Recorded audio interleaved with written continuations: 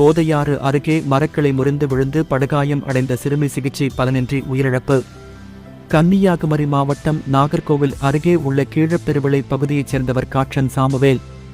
தற்போது இவர் குடும்பத்துடன் மும்பையில் வசித்து வருகிறார். காட்சன் சாமுவேல் ஆண்டுதோறும் விடுமுறை காலத்தில் சொந்த ஊருக்கு வரும்போது பழங்குடி மக்களின் கிராமங்களுக்கு சென்று அவர்களுக்கு உதவிகள் செய்வது வழக்கம். அதன்படி கடந்த 19ஆம் தேதி காட்சன் சாமுவேல் குடும்பத்தினர் உட்பட மொத்தம் 6 குடும்பத்தைச் சேர்ந்த 20 பேர் கோதையாறு அருகே உள்ள பழங்குடி கிராமத்திற்கு சென்றனர். அவர்கள் பழங்குடி மக்களை சந்தித்த பின் மதியம் உணவு சாப்பிட அனைவரும் அந்த பகுதியில் உள்ள ஒரு மரத்தின் அடியில் அமர்ந்தனர். அப்போது எதிர்பாராத விதமாக மரத்தின் பெரிய கிளை ஒன்று முறிந்து அவர்கள் மீது விழுந்துள்ளது. இதில் காட்சன் சாமுவேலின் இளைய மகன் மித்ரன் வயது 13 மற்றும் அனித் ஜெயக்குமாரின் மகள் ஹெசின் வயது 4 ஆகியோர் படுகாயமடைந்தனர்.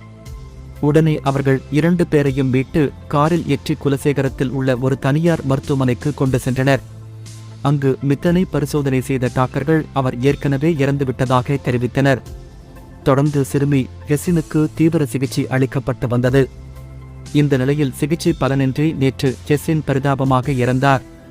தொடர்ந்து இதுகுறித்து பேச்சிப்பாறை போலீசார் வழக்கு பதிவு செய்து விசாரணை நடத்தி வருகின்றனர்.